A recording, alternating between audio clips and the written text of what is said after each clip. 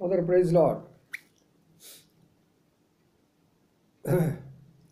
మన ప్రభువైన యేసుక్రీస్తు వారి అతి శ్రేష్టమైన పరిశుద్ధమైన ఉన్నతమైన నామం పేరిట ఈ వర్తమానం వింటున్నటువంటి ప్రియమైన సహోదరి సహోదరులందరికీ కూడా శుభములు కలుగును గాక. అనుదిన మన యొక్క భాగము ప్రకారము తిరిగి మన భాగములకు వెళ్ళక మనపు ప్రార్థన చేసుకొని ప్రారంభించుకుందాం. ప్రేంగుల మాపలో తండ్రి, నమ్మకాన్ని మా దేవానికి వందనాలు స్తోత్రాలు. తండ్రి యొక్క రాత్రికాల సమయంలో మీ గ్రంథాన్ని మేము ధ్యానించబోతుండగా మీరు మాతో మాట్లాడుతున్నామని ప్రార్థిస్తున్నాను. దాసుని అభిషేకించండి, కవచన మాటలు దయచేయండి. వినేవారు అర్థం చేసుకోవడానికి శక్తి దయచేయండి. దాని ప్రకారం వారు జీవించడానికి సహాయం చేయండి. వారి యొక్క ఆత్మీయ ఉన్నతి కలుగు చేయమని ప్రార్థన చేస్తున్నాం. ఎవరైనా నిర్లక్ష్యం చేసుకుంటున్నారో వారందరూ కూడా ప్రభువా నీ వైపు తిరిగి ఈ మాటలోనే కృప వారికి దయచేయమని ప్రార్థన చేస్తూ కనబడినటువంటి అంధకార శక్తులు మీ నామపడ బంధిస్తూ మమ్మల్ని తగ్గించుకొని మీ వైపు చూస్తూ యేసయ్య పరిశుద్ధ నామమున స్తుతించి ప్రార్థించి కనపరచి పెడుకుంటున్నాము తండ్రి, ఆమేన్. రండి, ఈరోజు మన యొక్క ధ్యానం కొరకాయ మరి నిన్నటి దినాన నెహెమ్యా గ్రంథంలో కొన్ని విషయాలు వింటూ వచ్చాం. దేవుని ప్రజలైనటువంటి వారు ఎలాగా బానిసలుగా పట్టబడ్డారో, ఆ తర్వాత వారి యొక్క దేశం ఎలాగా నాశనం చేయబడిందో, ఆ తర్వాత అక్కడ యెరూషలేము ఎలాగా కాల్చివేయబడిందో, ఈ విషయాలన్నీ కూడా నిన్నటి దినాన కొన్ని విషయాలు మనం చూస్తూ వచ్చాం.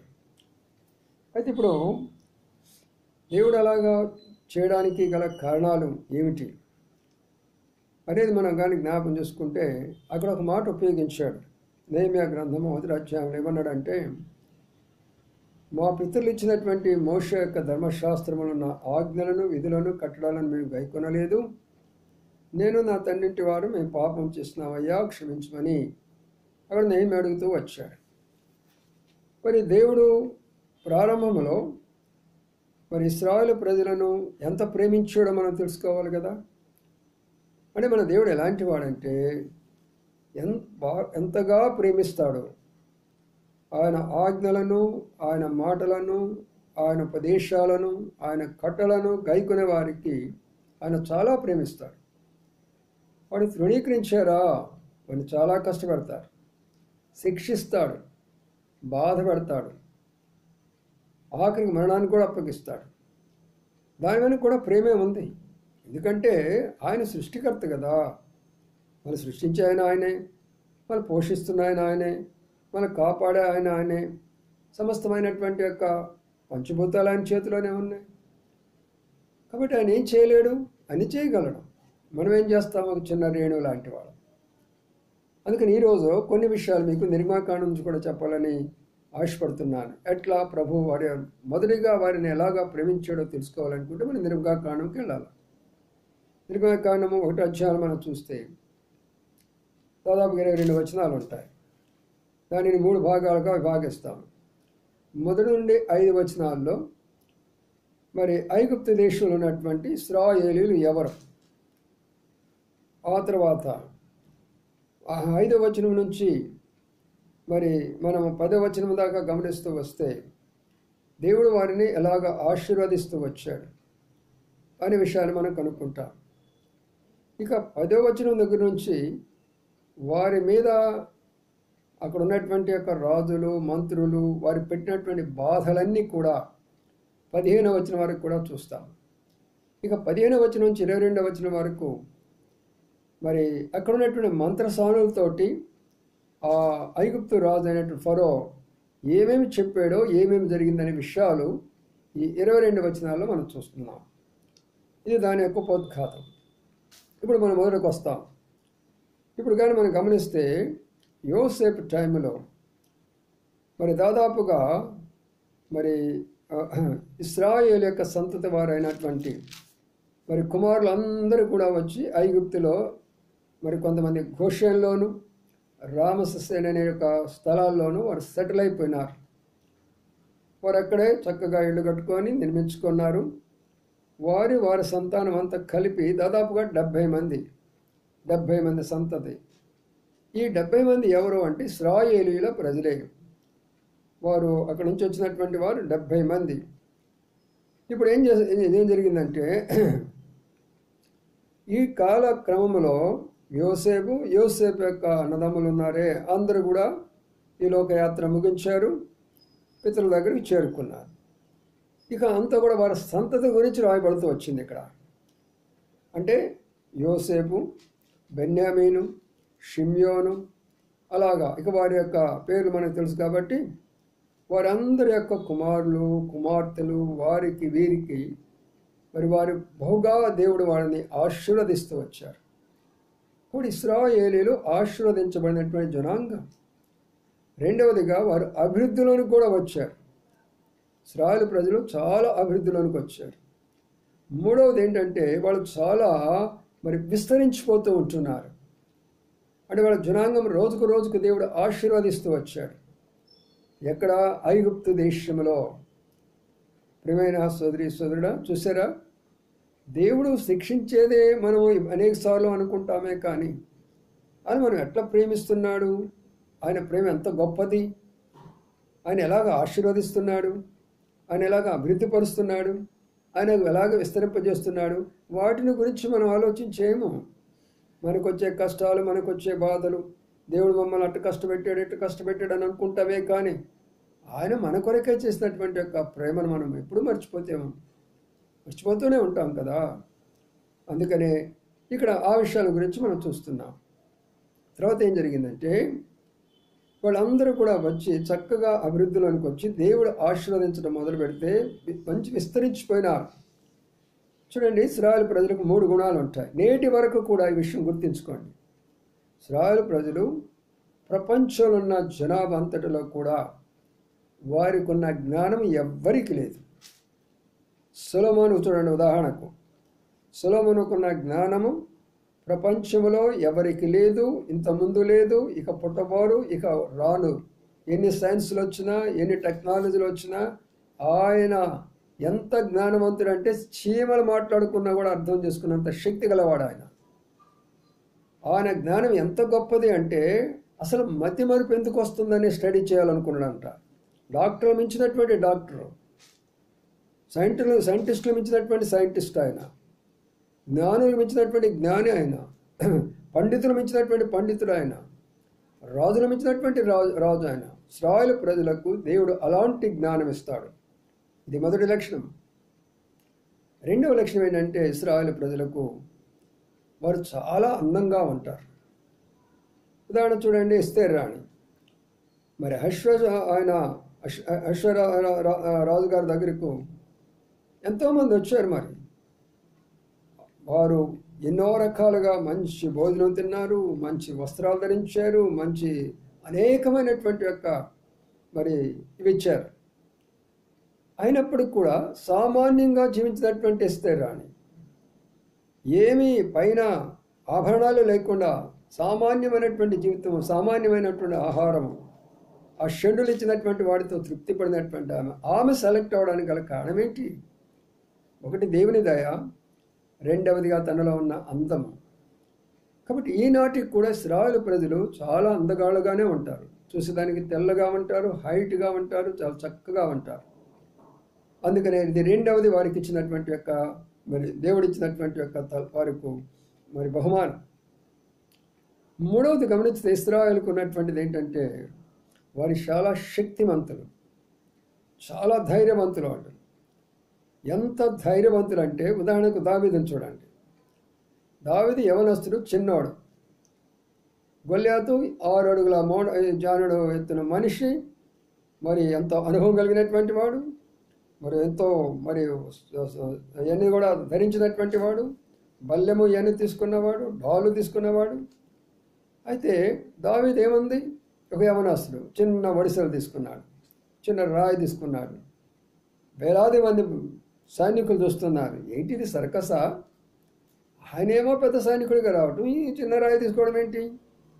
ధైర్యము, విశ్వాసము, దేవుని ఎడల ధైర్యము, విశ్వాసం కలిగినటువంటి వాడు దావీదు.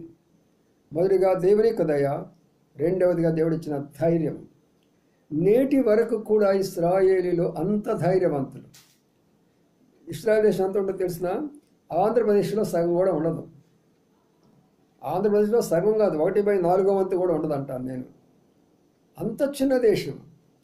కానీ నేడు ప్రపంచమంతా కూడా ఇస్రాయల్ దేశం వైపు చూస్తున్నాయి. ఇంక్లూడింగ్ ఇండియా, భారతదేశం కూడా ఇస్రాయల్ దేశం వైపు చూస్తున్నాయి. ఎందుకంటే ఇస్రాయేలీలు ఎంత తెలివిగలవారంటే, ఒక ఉదాహరణ చెప్తాను నేను, మీకు అర్థం చేసుకోనండి. అక్కడ ప్రక్కన ఉన్నటువంటి అరేబియా దేశస్తులు నాజర్ గారు అని ఒక ఆయన ఉండేవాడు. ఆ నాజర్ గారు ప్రెసిడెంట్గా ఉన్నారు ఆ యొక్క అరబ్ దేశాలకు. ఆయన ఒకసారి అన్నాడు, అరే ఇస్రాయేల్ ఇంత తెలివిగా ఉంటున్నారు, ఇంత శక్తివంతులుగా ఉంటున్నారు, వీరిని అసలు వరల్డ్ మ్యాప్లో అనగా ప్రపంచం యొక్క పటంలో లేకుండా తుడిసేస్తాంరా అని గొప్ప గొప్ప అధికారులతోటి రహస్య మంతనాలతోటి ఒక చిన్న కమిటీని ఏర్పాటు చేసి మాట్లాడుకున్నారు.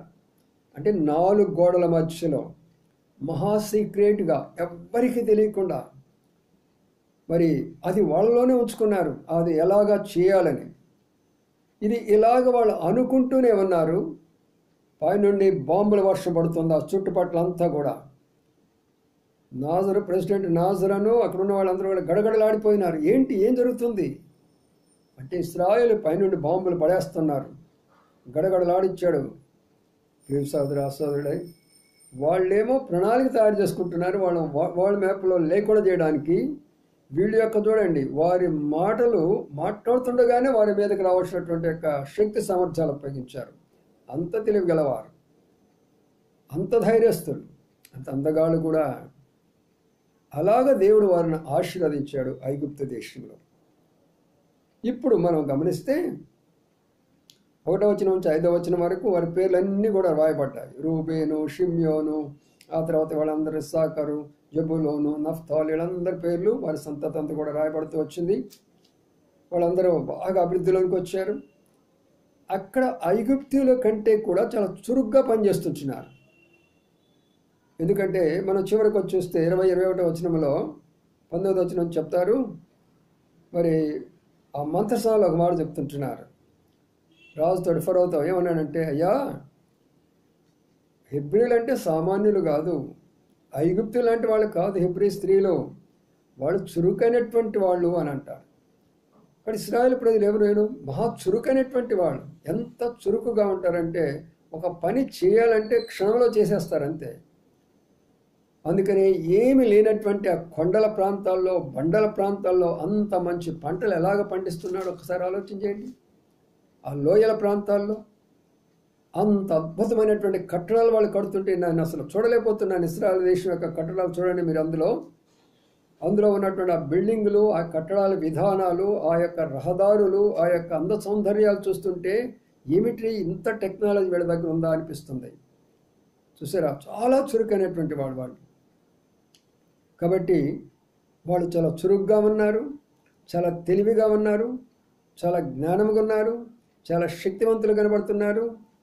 మరి ఇవన్నీ కూడా ఇశ్రాయేలుకు దేవుడిచ్చినటువంటి గొప్ప ఆశీర్వాదాలు. ప్రియమైన సోదరుడా, దేవుడి బిడ్డలని చెప్పుకునే మనము, ప్రభువు నమ్ముకున్నామని చెప్పుకునే మనము, లేకపోతే నేను క్రైస్తునని చెప్పుకునే మనము, బైబిల్ చదువుతున్నానని చెప్పుకునే మనము, అన్యులతో పోల్చుకుంటే మన జ్ఞానము, మన తెలివి, మన శక్తి, మనము ఎలాగా ఉన్నా ఒకసారి పరీక్షించుకోరండి. ఆ దేవుడు మన దేవుడు కాదా? ఇశ్రాయేలుకి ఆయన దేవుడు అవుతాడా? మనకు దేవుడు కాడా?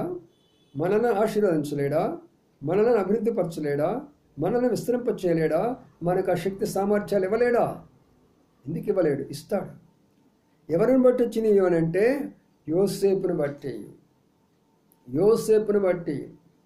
యోసేపు ఎలాంటి వాడు? దేవునికి భయపడినటువంటి వాడు, పాపానికి దూరంగా ఉన్నటువంటి వాడు.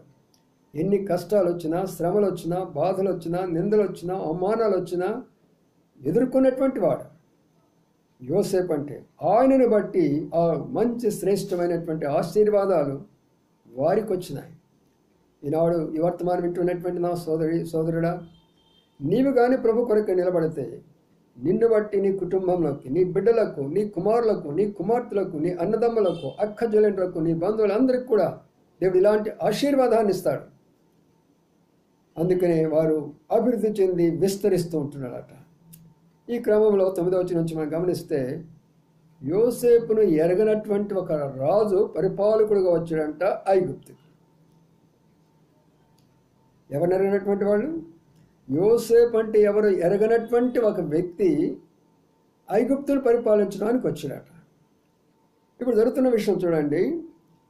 ఇప్పుడు తన యొక్క చూసినప్పుడు అక్కడ వాళ్ళు చూస్తుంటున్నాడు, అరే ఐగుప్తులో అనేక రకాల జాతులు ఉన్నారు, వాళ్ళలో ఈ హెబ్రీలు అనేవాళ్ళు ఏంటి ఇంత చురుగ్గా ఉంటున్నారు, ఇంత తెలివిగా ఉంటున్నారు, ఇంత విస్తరించిపోతున్నారు, ఇంత అభివృద్ధిలోనికి వస్తున్నారు. కాబట్టి వీళ్ళు ఇలాగా కానీ అయిపోతే మనకెంతో ప్రమాదం. కాబట్టి ఇప్పుడు మనం ఏం చేయాలంటే ఒక కుట్ర బన్నుతున్నాడు. అక్కడ ఉన్నటువంటి అధికారులను పిలిపించేసి, ఆయన దగ్గర ఉన్న వారందరూ కూడా పిలిపించేసి ఏం చెప్తున్నాడు తెలుసా? వీరిని కానీ ఇట్లా విడిచిపెట్టామంటే వీళ్ళు అభివృద్ధిలోనికి వస్తారు, దేవుడు వీళ్ళని ఆశీర్వదిస్తాడు, వీళ్ళు విస్తరిస్తారు, వీరు బలమైనటువంటి వారు, వీరి శక్తి కలిగినటువంటి వారు, వీరి జ్ఞానం కలిగినటువంటి వారు. ఒకవేళ ఇతరులు కానీ మనతో యుద్ధం చేయడానికి వస్తే వాళ్ళతో కలిసారనుకోండి, అప్పుడు మన పరిస్థితి ఏమైపోతుంది? మన పరిస్థితే కాదు, వాళ్ళు కూడా వెళ్ళిపోతారు ఇక్కడి నుంచి. ఇప్పుడు వాళ్ళు అక్కడ ఉన్నారు కాబట్టి మనకు అనేకమైన పనులు చేసి పెడుతుంటున్నారు. ఉదాహరణ చూడండి, ఇప్పుడు అమెరికాలో మన యొక్క బిడ్డలు చాలామంది ఉన్నారు, ఇతర దేశాల్లో మన బిడ్డలు చాలామంది ఉన్నారు. ఇప్పుడు వీళ్ళని ఊరికనే ఉంచుకుంటున్నారు. అక్కడ ఊరికి ఉంచుకోవడంలా వీళ్ళ చేత వాళ్ళు దాసత్వం చేపిస్తున్నారు, అనేకమైన పనులు చేపిస్తున్నారు. మనమేమనుకుంటున్నామంటే మనకు ఉద్యోగం దొరికింది, అమెరికాలో ఉద్యోగం దొరికింది, కెనడాలో ఉద్యోగం దొరికింది, లేక ఆస్ట్రేలియా ఉద్యోగం దొరికింది, లండన్లో ఉద్యోగం దొరికిందని నువ్వు అనుకుంటున్నావు. కానీ నువ్వు అక్కడ బానిస అయిపోయినావు. వారు పని చేపించుకుంటున్నారు, నీ చేత పని చేపించుకొని వారి దేశాన్ని వర్ధిల్లింపజేసుకుంటున్నారు. ఆ సంగతి ఎంతమందికి తెలుసు? అదే నీ జ్ఞానాన్ని నువ్వున్న స్థలంలో ఉపయోగించుకుంటే ఆ తెలివి లేదు. మన ప్రాంతాన్ని, మన దేశాన్ని, మన రాష్ట్రాన్ని, మనలను మనం ఎప్పుడు కూడా మనం పెంచుకోవడానికి మనకి ఇష్టం ఉండదు కదా. అక్కడికి లేదో గొప్పగా చెప్పుకుంటారు. కానీ నువ్వు అక్కడ దాసురాన్ని జ్ఞాపకం చేసుకో, ఒక బానిసవాన్ని జ్ఞాపకం చేసుకో. నీ యొక్క వీరు కూడా అక్కడ అలాగనైపోయినారు. అక్కడ దేవుడు వాళ్ళని ఆశీర్వదిస్తూ వచ్చాడు. అప్పుడు ఈ యొక్క ఐగుప్తు రాజు ఒక తలంపు వచ్చింది. మిగతా వాళ్ళతో మాట్లాడి వీళ్ళని అణిచివేయాలి, వీళ్ళని పైకి రానివ్వకూడదు, వీళ్ళని అభివృద్ధిలోకి రానివ్వకూడదు, వీళ్ళని విస్తరింపజేయడానికి వీలు లేదు. అయితే ఏం చేద్దాము? వీళ్ళని ఏం చేద్దామంటే వాళ్ళ పనులు, వాళ్ళని మన దగ్గర బానిసలుగా పెట్టుకుందాం, వర్కర్స్గా పెట్టుకుందాం, పనివారిగా పెట్టుకుందాం, స్లేవ్స్గా. ఏమేం పనులు అప్పగిస్తాం? బంకమట్టి పని అప్పగించండి. ఇంకేం పని అప్పగిస్తాము? ఇటుకలు కాల్చే పని అప్పగించండి. ఇంకేం పని అప్పగించండి? పొలం పనులు అప్పగించండి. ఆ రకంగా వాళ్ళని మనం అభివృద్ధిలో రాకుండా చేద్దాము అని అన్నారు. ఎవరు మాట అన్నాడు? ఎవరంటున్నాడు? యోసేపును ఎరగనటువంటి ఐగుప్తును పరిపాలించినటువంటి ఒక రాజు అంటున్నాడు ఈ మాట. అంతకుముందు ఉన్నటువంటి యోసేపు ఉన్న ఫరో ఏమన్నాడు? అయ్యా, పేరుకే నేను ఫరోను కానీ ఈ ఐగుప్తు దేశం అంతా అధికారి నీవేనయ్యా. ఐగుప్తున్న ప్రజలందరూ నీ ప్రజలే, వారిని పోషించాలన్నా నీ మాట వినకుండా ఒక అడుగు పైకి అడుగు బయట పెట్టడానికి లేదు, అడుగు లోన పెట్టడానికి లేదు. ఇంత అధికారం ఇచ్చాడు. అంతేకాదు, మీ నాన్నగారిని, మీ అన్నదమ్ములను అందరినీ కూడా నీకు మంచి ఇష్టమైనటువంటి స్థలంలో పెట్టు, వాళ్ళకి కావాల్సిన మంచి ఆహారం ఇవ్వు, వారికి కావాల్సిన వస్త్రాలు ఇవ్వు, ఏది కావాలి అది సమృద్ధి చేయమని ఇంతకుముందు ఫరో చెప్పాడు. మరి ఇప్పుడున్న ఫరో ఏం చెప్తున్నాడు? వీళ్ళని అణగద్రొక్కాలా, వీళ్ళని పైకి రాకుండా చేయాలా అనే ప్రణాళికలోకి వచ్చాడు. వచ్చి ఇప్పుడు ఏం చేస్తున్నాడంటే వాళ్ళని బానిసలుగా చేసుకొని నానా రకాలుగా కష్టపెడుతున్నారు. మామూలు కష్టం కాదు, వాళ్ళకి కఠినమైనటువంటి సేవ చేపిస్తుంటున్నారు. బంకమణిని తీసుకురావాలా, ఇటుకలు తయారు చేయాలా, ఇటుకలు కాల్చాలా, పొలంలోకి వెళ్ళాలా, మరి రకరకాలైనటువంటి పంటల్లో పొలం పనులు చేయాలా, భయంకరమైనటువంటి పనులు అప్పగించేసి వాళ్ళని అణగదొక్కుతుంటున్నారు. సోదరుడా, ఇక్కడ మనం నేర్చుకునే పాఠం ఏంటి? ఒకవైపున దేవుడు ఆశీర్వదించి ఉన్నతమైన స్థానం తెస్తూ ఉంటే, మరి వైపున శైతాను మనలను అడగదొక్కుతూ ఉంటుంది. మాట అర్థం చేసుకోనండి. ఐగుప్తు అంటే ఈ లోకానికి సాదృశ్యం. ఇక్కడ దేవుడు, ఇశ్రాయేల్ అంటే దేవుని సంఘం అయినటువంటి, దేవుని ప్రజలైనటువంటి మనము దేవుడు మనల్ని ఆశీర్వదించి లోకములో ఉన్నతమైన స్థానం తీసుకురావాలని ఆయన కోరిక ఉంటాడు. ఈ ఫరో అంటే శైతానుకు సాదృశ్యం.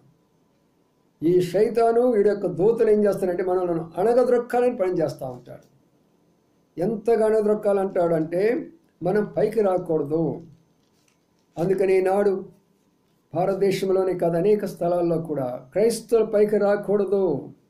వారు చదువులు చదవకూడదు, వారు ఉద్యోగాల్లో ఉండకూడదు, వారు ఉన్నతమైన స్థానాలకు వెళ్ళకూడదు, వారు కలెక్టర్లు కాకూడదు, లేకపోతే వాళ్ళు ఉన్న మేనేజర్లు డైరెక్టర్లు కాకూడదు. చూడండి, ఎక్కడైనా క్రైస్తవులు ఉందనంటే మరి విగ్రహారాధికులైనటువంటి వారి కింద పని చేయాల్సిందే కానీ వీరు మెయిన్ స్థానంలో ఉండరు ఎక్కడ కూడా. అది స్కూల్ కావచ్చు, కాలేజ్ కావచ్చు, యూనివర్సిటీ కావచ్చు, ఎక్కడైనా కావచ్చు. అధికారి మాత్రం వాళ్ళు ఉంటారు, వాళ్ళ కింద మాత్రమే క్రైస్తవులను పెడుతూ వస్తారు. అది ఈనాడు కాదు, ఆనాడు ప్రారంభించబడింది. కానీ రాయబడిన మాట ఏంటంటే వారు ఎంతగా అణగదొక్కాలనుకున్నారో దేవుడు అంతగా ఆశీర్వదిస్తున్నాడు. అందుకని సోదరి సోదరుడా, దిగులు చెందకు, భయపడగాకు, దిగులు పడగాకు. సైతాను నిన్ను ఎన్ని రకాలుగా కృంగదీయాలని, నిన్ను అణగదొక్కాలని, పైకి రానికుండా చేయడానికి ఎన్ని ప్రయత్నాలు చేసినప్పటికి కూడా దేవుడు నిన్ను పైకే తీసుకుని వస్తాడు కానీ కింద పడవేయడు. చూసారా, అది గొప్పతనం దేవుడిలో, అది మహాప్రేమ దేవునికి అంతగా వాళ్ళని అభివృద్ధిలోకి తీసుకొచ్చాడు. ఇంకొక మాట జ్ఞాపకం చేసుకోనండి. ఐగుప్తు దేశంలో పరిపాలించినటువంటి వ్యక్తి ఎవరంటే యోసేపు అంటే తెలియదు. ఈనాడు ఈ విషయాన్ని మనం కూడా అర్థం చేసుకోవడం ప్రయత్నం చేద్దాం. నేడు ఆత్మీయంగా దేవుని యొక్క సేవకులంగా, సంఘాల విశ్వాసులంగా, పరిచారకులంగా మనం ఒక మాట అర్థం చేసుకుందాం. మరి ఐగుప్తులో ఇంతకుముందు పరిపాలించినటువంటి ఫరోలు ఎవరో అనుకొని ఒక ఉదాహరణ మనం చూసుకోవాలనుకుంటే, మన సంఘాల్లో కూడా ప్రారంభంలో ఉన్నటువంటి గొప్ప దైవజనులు భక్త్ సింగ్ గారు లాంటి వారు, సాధు సుందర్ సింగ్ గారు లాంటి వారు, బిల్లీ గ్రాహం గారు లాంటి వారు, తర్వాత జోషువా డాన్లీ గారు లాంటి వారు, ఆ తర్వాత మరి దేవదాస్ అయ్య గారు లాంటి వారు, తర్వాత ఇలాగా చెప్పుకుంటూ పోతూ ఉంటే చాలామంది, ఫాక్స్ గారు లాంటి వారు, ఇలాంటి గొప్ప దైవజనులు ఉన్నారు. వీరు ఎంత గొప్పగా సేవ చేశారంటే విశ్వాసం మీద, ప్రార్థన మీద, వాక్యాధారంతో, పరిశుద్ధమైన జీవితంతో, ప్రేమతోటి, ఎంతో సమర్పణ త్యాగాలతోటి ఆత్మను సంపాదించి సంఘాలను కట్టి వాటిని స్థిరపరిచి విస్తరింపజేస్తూ వచ్చారు. అయితే నేడు ఉన్నటువంటి దైవ సేవకులు కానీ, నేడున్నటువంటి విశ్వాసులు కానీ, నేడున్న పరిచారకులు కానీ వారెవరో తెలియదు కాబట్టి, వారి ప్రార్థనా జీవితం తెలియదు కాబట్టి, వారి సమర్పణ జీవితం తెలియదు కాబట్టి, వారు జీవించిన సామాన్యమైన జీవిత విధానం వీరికి తెలియదు కాబట్టి, వారు తగ్గించుకున్న విధానం వీరికి తెలియదు కాబట్టి, వారు ఎలాగా తమ యొక్క జీవితంలో సిలువ వేసుకున్నారో కూడా వీరికి తెలియదు కాబట్టి ఈనాడు సంఘాల యొక్క దుస్థితి ఈ స్థితిలోకి వచ్చినాయి. ఈనాడు సంఘంలో ఎందుకు ఇలాంటి యొక్క నామకార్థమైనటువంటి జీవితం ఏర్పడిపోయిందంటే ఒకరినొకరు ప్రేమించుకోలేకపోతున్నాం, ఒకరినొకరు గౌరవించుకోలేకపోతున్నాం, ఒకరికొకరు సహాయపడలేకపోతున్నాం, ఒకరినొకరు ద్వేషించుకుంటున్నాం, ఒకరినొకరు దూషించుకుంటున్నాం, కాంపిటీషన్ పెట్టుకున్నాం, ఒకరి మించి ఒకరు సేవ చేయాలని. ప్రియా సోదరి సోదరుడా, ఫరోను యోసేపుని ఎరగినటువంటి ఫరోల వలె ఈనాడు నిజమైనటువంటి దైవ సేవకులు, వారిని ఎరగనటువంటి వారు నేడు దేవుని సంఘాన్ని పరిపాలించాలని కోరుతుంటున్నారు. దేవుని సంఘంలో బాధ్యతలు తీసుకుంటున్నారు, దేవుని సంఘంలో బోధిస్తూ ఉంటున్నారు, దేవుని సంఘాన్ని నడిపిస్తూ ఉంటున్నారు.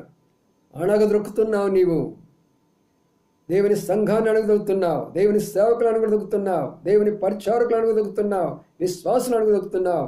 జాగ్రత్త, ఒకనొక రోజు వస్తుంది దేవుడు వాళ్ళని ఏమి అణగదొక్కడు, అభివృద్ధిలోకి తీసుకొస్తాడు. నీవెంతగా అణగదొక్కాలని చూస్తున్నప్పటికి కూడా దేవుడు వాళ్ళని అభివృద్ధిలోకి తీసుకొస్తాడు, విస్తరింపజేస్తాడు, జ్ఞానం ఇస్తాడు, అత్యధికమైనటువంటి యొక్క ఆశీర్వాదాలు ఇస్తాడు. అంతగా ప్రేమించాడు మరి దేవుడు. అందుకనే చివరిగా చెప్పే మాట ఏంటంటే, ఈ ఇశ్రాయేలు ప్రజలని ఎంతగా ప్రేమించాడు. నేను దిన మనం ఏం చూసాము, ఆ ఇశ్రాయేలు ప్రజలే ఎంత బానిసలైపోయి ఆ యొక్క బబులోనికి సెరలోనికి వెళ్ళిపోయి ఆ యొక్క భయంకరమైనటువంటి యొక్క యెరూషలేమంతా పడగొట్టబడి ఉండడానికి కారణం చూసారా? దేవునికి అవిధేయత, దేవుని యొక్క ఆజ్ఞలను మీరిన కారణం చేత, దేవుని కట్టడలను మీరిన కారణం చేత, దేవుని యొక్క విధులను మీరిన కారణం చేత అలాంటి పరిస్థితికి వెళ్ళిపోయినాడు. సోదరి సోదరుడా, మనం కూడా అంతే. ప్రభు ద్వారా ఎంత ప్రేమించబడుతున్నప్పటికీ, ప్రభు ద్వారా ఎంత ఆశీర్వదించబడినప్పటికీ గర్వించేవా, అతిశయించేవా, దేవుని వాక్యాన్ని నిర్లక్ష్యం చేసుకున్నావా, ప్రార్థన నిర్లక్ష్యం చేసుకున్నావా, సంఘాన్ని నిర్లక్ష్యం చేసుకున్నావా? ఒకనొక రోజు వస్తుంది, పశ్చాత్తాపడే దినం వస్తుంది, ఏడ్చే దినం వస్తుంది, చింతపడే దినం వస్తుంది. అయ్యో ఏమిటి బానిసత్వం అని మొరపెట్టి కన్నీరు కార్చేటటువంటి దినం వస్తుంది. అంటే దినం దాకా ఎదురు చూడగాక వినే విధేయతతో తగ్గించుకో. నెహెమ్యా వలె ప్రార్థన చేసుకో, ఉపవాసం ఉండి ప్రార్థన చేసుకో, తప్పులు ఒప్పుకో, పాపాలు ఒప్పుకో, పొరపాటులు ఒప్పుకో, ప్రభు క్షమిస్తాడు. తర్వాత ఇక 15వ వచనం నుండి 22 వచనాల వరకు మరి ఈ ఫరో అనే ఆయన ఆ యొక్క హెబ్రీ స్త్రీలైనటువంటి యొక్క మంత్రసానులకి ఏం చెప్తాడు, వారు ఎలాగ ప్రవర్తిస్తారు, ఆ విషయాలన్నీ కూడా ప్రభు మనకు సమయం ఇస్తే మరొక రోజు చూసుకుందాం. రండి ప్రార్థన చేసుకుందాం. ప్రేంగళ మా పొలవ తండ్రి, నమ్మకాన్ని మా దేవానికి స్తోత్రాలు చెల్లించుకుంటున్నాం. రాత్రి కాల సమయంలో ప్రభు అనుదిన ధ్యానం కొరకై మీరు మమ్మల్ని సిద్ధపరిచినారు. ఎన్నో శ్రేష్టమైన మాటలు మీరు మాతో మాట్లాడుతూ వచ్చారు. నాయన, మీరు మమ్మల్ని ఆశీర్వదించే దేవుడు, అభివృద్ధిపరిచేటటువంటి దేవుడివి ప్రభు, మమ్మల్ని విస్తరింపజేసేటటువంటి దేవుడివి, మాకు జ్ఞానం ఇచ్చే దేవుడివి, మాకు శక్తినిచ్చే దేవుడివి. ఇంత ప్రేమ చూపించావు.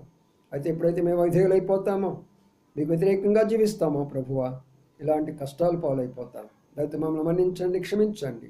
ఈ వర్తమానం విన్న ప్రతి బిడ్డ కూడా ప్రభువా, మా తల్లి నీ ప్రేమను తలపోసుకుంటూ, నీ మాటలకు లోబడుతూ, నీ ఆజ్ఞలకు లోబడుతూ, నీ కట్టులకు లోబడుతూ, విధేయత చూపిస్తూ ప్రభువా నీ కొరకు జీవించే కృప అనుగ్రహించమని ప్రార్థన చేస్తున్నాం. సంఘంలో ఉన్న బిడ్డలందరికీ కావాల్సిన కృప అనుగ్రహిస్తురండి. మా ప్రియ సహోదరి కళ్యాణిని మీరు జ్ఞాపకం చేసుకున్నారు. ఆయన కళ్యాణిని తనను మా ప్రభు ఒక నూతన సంవత్సరాన్ని దయా కిరీటంగా అనుగ్రహించినారు. నూతన సంవత్సరంలో తను దీవించి ఆశీర్వదించండి. నూతన శక్తి, నూతన బలం, నూతన ఆరోగ్యం దయచేస్తురండి. ఇంటిలో ఉన్న ప్రతి అవసరం తీర్చురామని ప్రార్థిస్తున్నాం. అట్లు కొంతమంది బిడ్డలు ఆ రకమైనటువంటి కష్టబాధలు ఉన్న వారి కొరకు కూడా ప్రార్థిస్తున్నాం. సార్ జాన్ సింగ్ గారు, సార్ మా ప్రభా గోవింద్ గారు, దాని తండ్రి మా ప్రభా సార్ జోనతాన్ బ్రదరు, దాని తండ్రి సార్ ప్రసాద్ గారి యొక్క మా తండ్రి తమ్ముడు, దాని తండ్రి ఇలాగ కొంతమంది అనారోగ్యంతో బాధపడుతుంటున్నారు. ఆ బిడ్డలను కూడా కనికరించండి, తాకండి, సంపూర్ణ ఆరోగ్యం దయచేయమని ప్రార్థన చేస్తున్నాం. ఇలాగ ఇంకా సంఘంలో ఉన్న ప్రతి బిడ్డను కూడా జ్ఞాపం చేసుకోవచ్చుగా వేడుకుంటున్నాం. మా కొరకై మా ప్రభా ఎవరు ప్రార్థిస్తున్నారు వారి బట్టి మీకు స్తోత్రాలు. ప్రతి దైవ సేవకుని జ్ఞాపం చేసుకోనండి. నేటి ఉన్న పరిస్థితులను బట్టి ప్రతి ఒక్కరు కూడా ప్రభా నెహెమ్యా వలె ముందుకు వచ్చేసి మా తండ్రి రండి కట్టుదమనే రీతిగా మా జీవితాలు కట్టుకోవడానికి, మా కుటుంబాలు కట్టుకోవడానికి, మా సంఘాన్ని నిర్మించుకోవడానికి మీరే సహాయం చేయవలసిందిగా వేడుకుంటూ ఘనత మహిమా ప్రభావాలు మీకు ఆరోపించుకుంటూ యేసయ్య పరిశుద్ధ నామమున స్తుతించి ప్రార్థించి గణపరిచి వేడుకొంచున్నాము తండ్రి. ఆమేన్. అందరూ ప్రైజ్ లార్డ్.